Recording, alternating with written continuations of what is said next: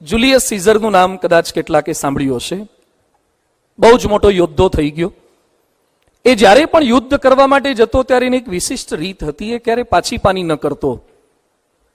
એકવાર એના સૈન્યને લઈને, પોતાના જહાજો લઈને દરિયાઈ માર્ગેથી એક આયર્લેન્ડ પર એ લોકો યુદ્ધ કરવા માટે ગયા. જુલિયસ સીઝર એના સૈનિકો સાથે બધા જ લેન્ડ પર આવી ગયા અને પાછળ ફરીને નજર કરી તો એના બધા જ જહાજ સળગતા હતા. એટલે સૈનિકો ચોંકી ગયા. પાછળ જોયું તો જહાજ સળગતા હતા.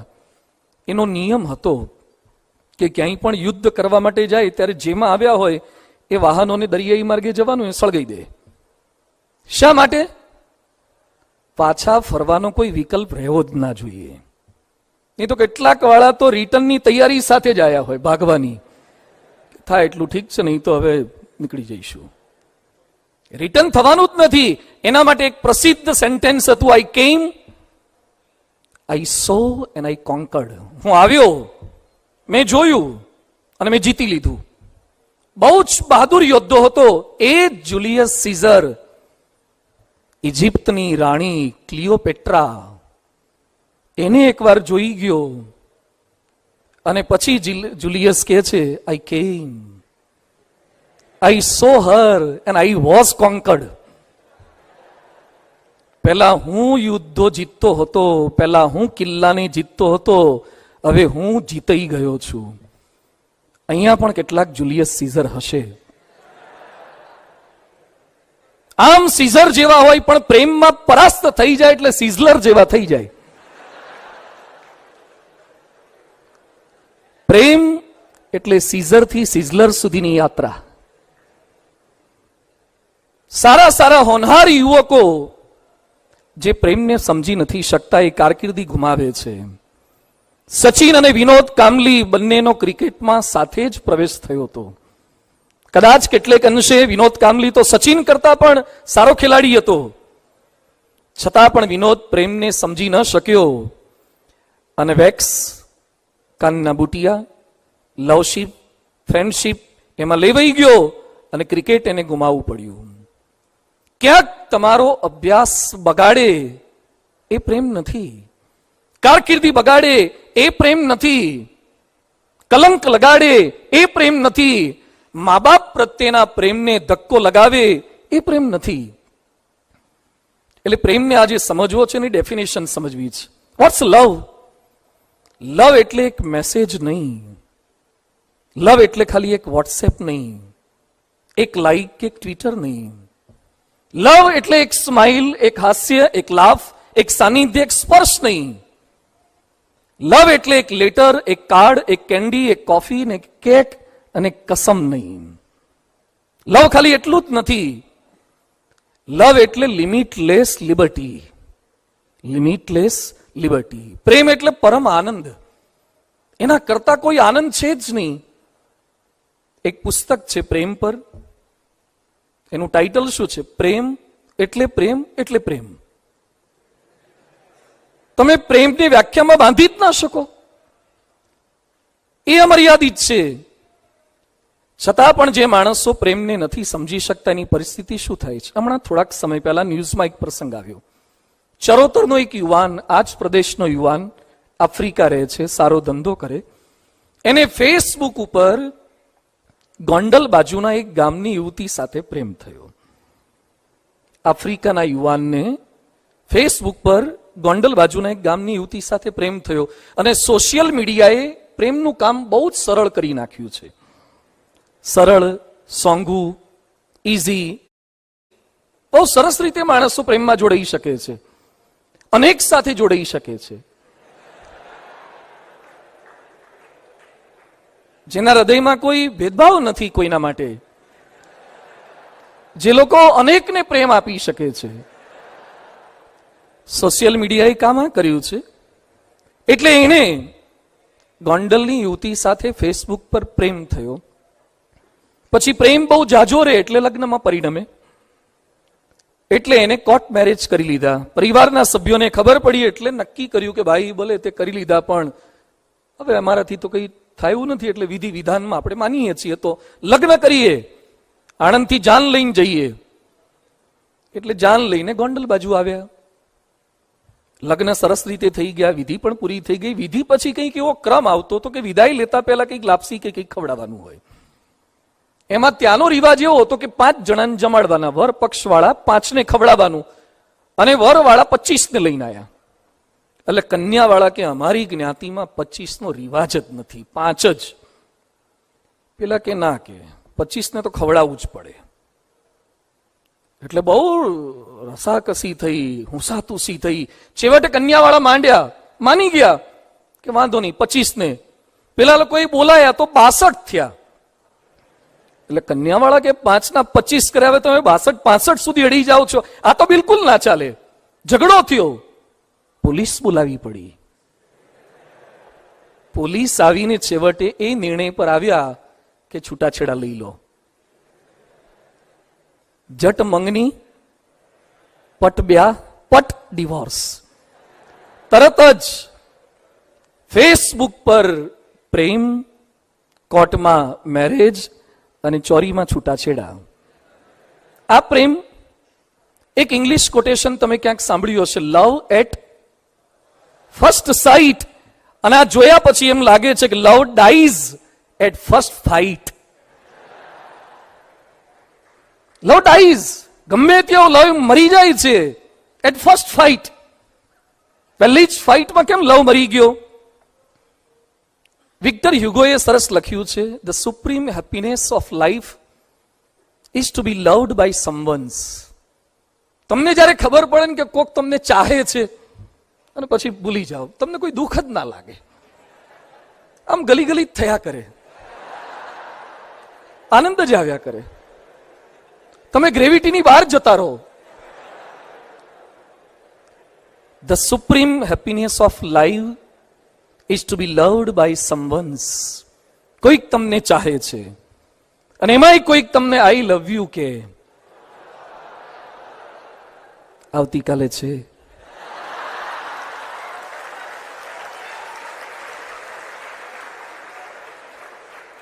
કેટલાક તૈયારી સાથે આવ્યા હશે, કેટલાક રાતે પૂર્વ તૈયારી કરવાના હશે. કોઈ ખાલી લવ યુ કે આસમાનમાં ઉડવા ના લાગતા સમજો કે આ પેકેજ ડીલ છે. ટર્મ્સ એન્ડ કન્ડિશન તમારે વાંચવાના જ બાકી છે. કોઈ ગાડી ખરીદો ત્યારે મેન્ટેનન્સની પણ પૂરી તૈયારી રાખજો. એક ભાઈ મને કે મારે છૂટું કરી નાખવું છે. છૂટું કરશો એટલે શું થશે? મને કે નવું લાવશું. હું નવું લાવશો એ સારું આવશે?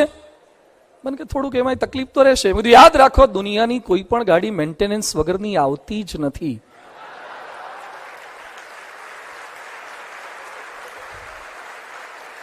એક અભિગમ સમજવો છે. પ્રેમ એટલે શું છે? પ્રેમ એટલે સમસ્યા છે, સમાધાન છે. પ્રેમ એટલે લાગણી છે, માગણી છે. પ્રેમ એટલે જીત છે, હાર છે. પ્રેમ એટલે સંપ છે, કુસંપ છે. પ્રેમ એટલે સુખ છે અને દુઃખ છે. પ્રેમમાં આઘાત પણ છે અને પ્રત્યાઘાત પણ છે. પ્રેમ એટલે ભૂતકાળના સ્મરણો અને ભવિષ્યના સપનાઓ. પ્રેમ એટલે ક્યાંક સંવાદ છે, ક્યાંક વિવાદ છે. પ્રેમ એટલે ક્યાંક હક છે, ક્યાંક ફરજ છે, ક્યાંક જીવન છે અને ક્યાંક મરણ છે. અઘરો વિષય છે એટલે એને સમજવો રે. ગિરનાર ચડવા માટે કોઈ તાલીમ ન હોય ને તો પણ ચાલે. તમે અહીંથી સીધા ગિરનાર જઈ શકો. જવું હોય તો આ ડ્રેસમાં ગિરનાર ચડી જવાય, પણ આ ડ્રેસમાં એવરેસ્ટ જવાય? એવરેસ્ટ ચડવા માટે કેટલા દિવસો સુધી, મહિનાઓ સુધી બેઝ કેમ્પમાં તાલીમ આપે છે. અહીંયા આપણી આણંદની ઠંડી, વિદ્યાનગરની ઠંડી ને એવરેસ્ટની ઠંડી જુદી છે. હિમ વર્ષા થાય, લેન્ડસ્લાઇડ થાય, હવા પટલી થઈ જાય, શ્વાસ ન લઈ શકો, ગુંગળામણ થાય, ફેફસા ફાટી જાય, ગેંગ્રીન થાય, એકલવાયાપણું લાગે, સનલાઇટ તમારી આંખોની અંદર વાગે.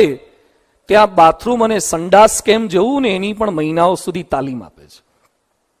ત્યાં કઈ થોડું ડબલું લઈને બેસી જવાય છે. ત્યાં એવરેસ્ટ છે, ત્યાં ઠંડી કેટલી.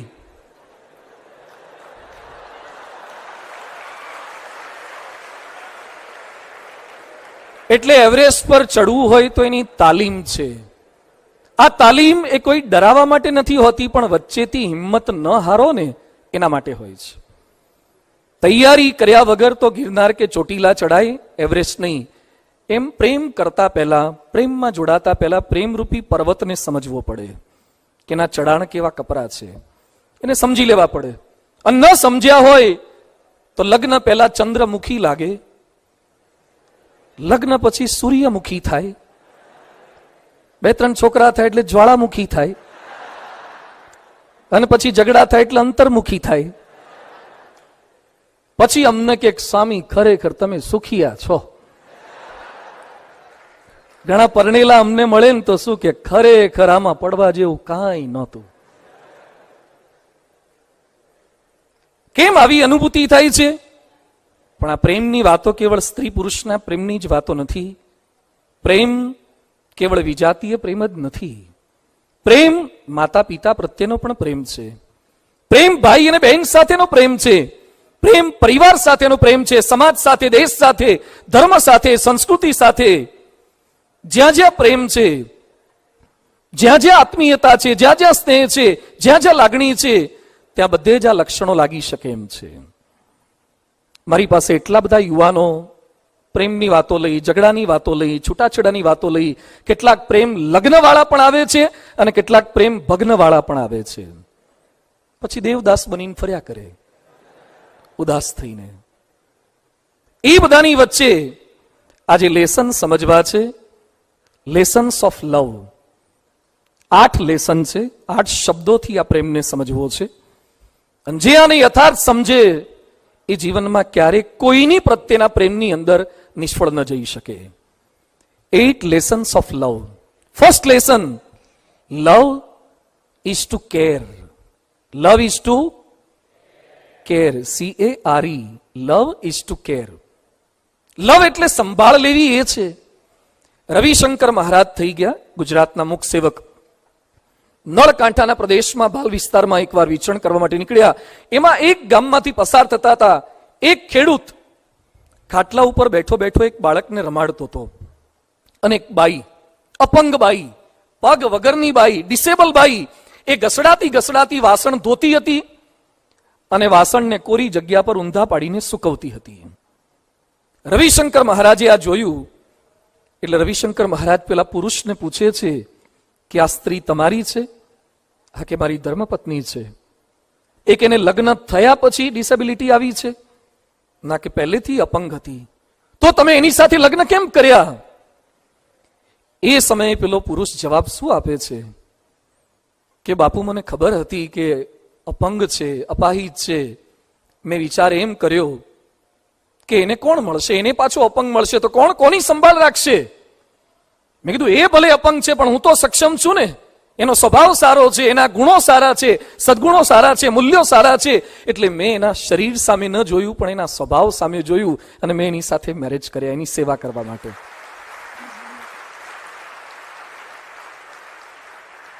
પછી રવિશંકર મહારાજ પેલી સ્ત્રી બાજુ ફર્યા એટલે પેલી સ્ત્રી કહે છે કે સાહેબ પૂછો એને,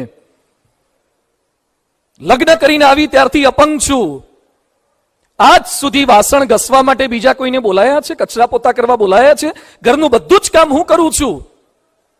આ બાળકને પણ સાચવું છું, સંભાળું છું. રવિશંકર મહારાજને પેલો પુરુષ કે એને પૂછો, એ અપંગ છે છતાં મેં એને મારા ખભા પર બેસાડીને પાલિનતાળાની શેત્રુંજીની યાત્રા કરાઈ છે કે નથી કરાઈ? રવિશંકર મહારાજ એ સમયે એક સરસ વાક્ય બોલ્યા કે પ્રેમ એટલે સુખી થવાની ઘટના નથી પણ સુખી કરવાની ઘટના છે.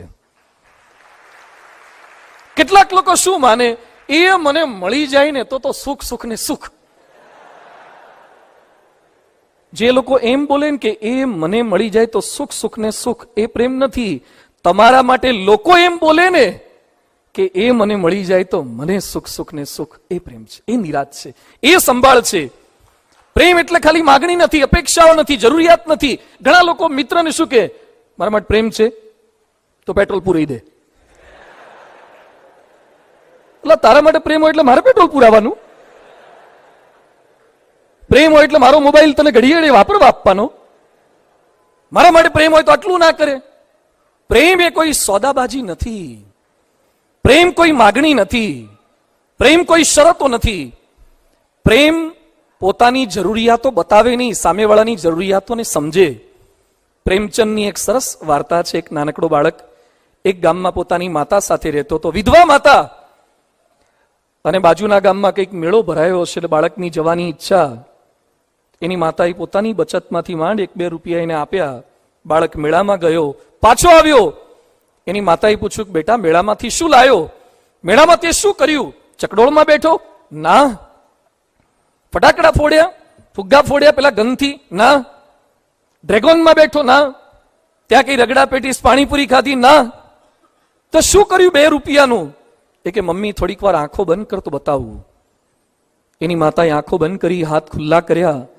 પેલા બાળકે પોતાના હાથમાં જે ચીપિયો હતો, લોખંડનો ચીપિયો, એની માતાના હાથમાં આપ્યો.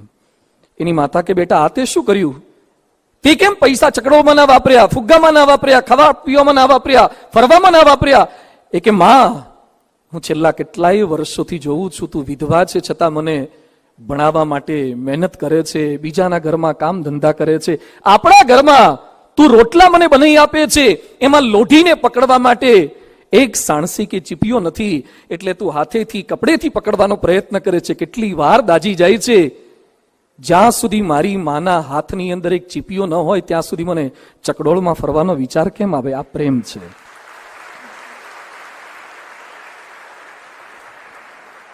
પ્રેમ સમર્પણ છે, પ્રેમ સંભાળ છે. પ્રેમમાં મરીને માવજત થાય, મરીને પણ માવજત. એક યુવાનને એક સ્ત્રી સાથે પ્રેમ થઈ ગયો, પરધર્મી હતી, લગ્નની હા નહીં પાડે. એટલે પેલા યુવાને કીધું તું મારી સાથે લગ્ન કર. પેલી એ શરત મૂકી, કદાચ આ વાર્તા હોઈ શકે છે. શરત મૂકી કે તું તારી માનું હૃદય કાઢીને લઈ આવે, તારી માનું કાળજું લઈ આવે તો હું તારી સાથે લગ્ન કરું. શરત ભારે હતી, ખોટી હતી. છતાં પેલો યુવાન એટલો ગેલો થઈ ગયેલો, ગાંડો થઈ ગયેલો, પોતાની માતાને મારી નાખી, એનું હૃદય હાથમાં લીધું. હૃદય લઈને પેલી સ્ત્રીને મળવા માટે, પામવા માટે, એની કન્ડિશન ફૂલફિલ થઈ એના માટે ત્યાં જતો હતો. રસ્તામાં દોડ્યો, એક ઠેસ વાગી, પેલો યુવાન પડ્યો, હાથમાંથી હૃદય, માનું હૃદય પડી ગયું. પડ્યું પણ માનું હૃદય હતું. અંદરથી એક અવાજ આવ્યો, બેટા તને વાગ્યું તો નથી ને? મર્યા પછી પણ માવજત કરે ને એ પ્રેમ છે. મર્યા પછી માવજત કરે. જેના માટે પ્રેમ હોય એના તનની સંભાળ રાખો, એના મનની સંભાળ રાખો, એના ધનની સંભાળ રાખજો. જેના માટે તમને પ્રેમ હોય એના તનની સંભાળ રાખજો. પરમ પૂજ્ય પ્રમુખ સ્વામી મહારાજ, લાખો હરિભક્તોનો સમુદાય, અમારા જેવા સેંકડો સંતો તમામની સંભાળ રાખે. કોને ટામેટા વાળી દાળ ફાવે, કોને ટામેટા વગરની દાળ ફાવે. પૂજ્ય મહંત સ્વામી મહારાજને મગ આપજો. કલકત્તા યાત્રામાં બાજડા ગામના એક હરિભક્ત ચા લઈને પીતા હતા. ચા સહેજ ચાખી હશે, પછી હાથમાં કપ પકડી રાખ્યો. પ્રમુખ સ્વામીજી ત્યાંથી પસાર થયા અને પામી ગયા. એમને ખબર પડી કે આ કાઠિયાવાડના ભાઈ છે ને, કલકત્તામાં ખાંડ થોડીક ઓછી નાખીને આપી છે અને ખાંડ ફૂલ જોઈએ. સ્વામીજી રસોડામાંથી ખાંડ લઈ આવ્યા. એની એઠી ચામાં ખાંડ નાખી, ચમચી માટે નજર કરી પણ ક્યાંય મળી નહીં, એટલે આંગળી ધોઈ અને આંગળીથી હલાવી અને પછી એને પાઈ અને પછી કે ચાખો તો હવે બરાબર છે. આ પ્રેમ છે, સંભાળ છે. એના મનની સંભાળ છે. આપણા શબ્દો કરીને કોઈનું મન તૂટી ન જાય. પ્રેમ હોય તો એનું મન ક્યારેય તોડતોડ ન કરો. એના ધનની સંભાળ રાખો. પત્નીને પતિ માટે પ્રેમ છે, તમારા માતુશ્રીને પિતાશ્રી માટે પ્રેમ છે, એટલે જેટલા પૈસા વાપરવા આપે ને ઘર ખર્ચ માટે મહિનાના, એ બધા વાપરી નહીં નાખે. થોડાક બચત કરશે, કરકસર કરશે, બચત કરશે. પોતાની જુદી બેંક હોય છે બહેનોને. અને તો આ જયારે નોટબંધી થઈ ત્યારે ખબર પડી કે કની બેંકમાં કેટલા હતા.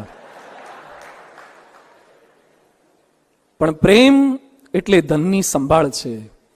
જે વ્યક્તિ એમ બોલે કે તમે મારા માટે શું કર્યું, એ સાચો પ્રેમી છે જ નહીં. હું તમારા માટે શું કરી શકું, એ જ પ્રેમનું લક્ષણ છે. Love is to care. Second lesson છે લવ ઇઝ ટુ બેર. બેર એટલે સહન કરવું. સહન કરવું તે પ્રેમ છે. ઇન્ટેલિજન્સ પાવર તમારો વધારે હોય તો પ્રેમ થઈ જાય, પણ ટોલરન્સ પાવર ના હોય તો પ્રેમ ટકે નહીં. ટોલરન્સ પાવર જોઈશે. શું સહન કરવાનું છે? સ્વરૂપ સહન કરવાનું, સ્વભાવ સહન કરવાના અને સંજોગો સહન કરવાના. જેના માટે પ્રેમ હોય એનું સ્વરૂપ સહન કરો. એક યુવક મને મળ્યો હતો, સગાઈ કરવાનો એ પ્રયત્ન કરતો હતો. 40-50 જગ્યાએ એને જોયું હશે. પછી મેં એને પૂછ્યું, કેમ દોસ્ત હજી ગોઠવાતું નથી? મને કે ક્યાંક નાકમાં ઠેકાણું નથી હોતું. અમુકની આંખ લુકિંગ લંડન ટોકિંગ ટોકિયો હોય છે, ભાંગી હોય છે. કોકના હોઠ આવા, કોકના દાંત આવા, અમુકના કે વાળ બરાબર નથી, હાઈટ નહીં, વેઇટ નહીં, નાજુકતા નહીં, કોકનો અવાજ સોફ્ટ નથી. આ બધું એને ઘણું બધું વર્ણન કર્યું. મેં કીધું ચાલુ રાખ તપાસ, કોક હશે તારા માટે જયા પાર્વતી વાળી. યાદ રાખજો, ક્યાંક કોઈ પ્લસ પોઈન્ટ હશે તો ક્યાંક માઇનસ પોઈન્ટ હશે. જે ગાડીનું પિકઅપ સારું હોય ને એની એવરેજ બહુ સારી ના જ હોય.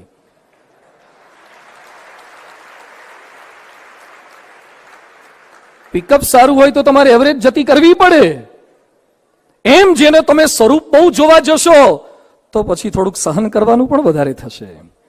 રૂપ ખાલી જોવા જશો તો એટલે એની વચ્ચે થોડુંક સ્વરૂપમાં તમારે જે મળ્યું છે એમાં સંતોષ. લેલા મજનૂની વાતો આપણે ક્યાંક સાંભળી છે, નામ તો સાંભળ્યા હશે લેલા મજનુ. મજનૂને લેલા બહુ ગમતી, પણ લેલા બહુ કાળી હતી, લેલા બહુ શ્યામ હતી. લોકોને લાગે કે મજનુ ક્યાં આમાં પડ્યો, પણ કહેવાયું છે ને દિલ લગા ગધી છે તો પરી ક્યાં ચીજ હે. તમને જેમાં પ્રેમ થઈ જાય પછી લોકો જોતા નથી. એટલે મજનૂને કીધું કે લેલા તો બહુ કાળી છે, તને આમાં કેમ પ્રેમ થયો? લેલામાં કઈ બરકત નથી. એટલે મજનુ કહે છે, લેલા કો દેખના હે તો મજનુ કી નિગાહો સે દેખો. મારી આંખોથી જુઓ તો તમને લેલા સમજાશે. એમ આપણને જે પાત્ર, આપણા મમ્મી પપ્પા, એક છોકરો મને શું કે, સ્વામી મારા પપ્પા બદલાતા નથી, નહીં તો હમણાં બદલી નાખું. ટક ટક કચ કચ કચ કચ નાની નાની વાતની અંદર. મારા પપ્પા આવા છે, મારા પપ્પા ગામડાના છે, સાવ દેશી છે. કેમ તમે એનું સ્વરૂપ સહન નથી કરી શકતા? કેટલાકના પપ્પા કાળા હોય, કેટલાકના મમ્મી કંઈક વિચિત્ર રૂપમાં હોય, કેટલાક જાડા પણ હોય. તમને જેના માટે પ્રેમ હોય એનું જે સ્વરૂપ હોય એને સહન કરતા શીખો.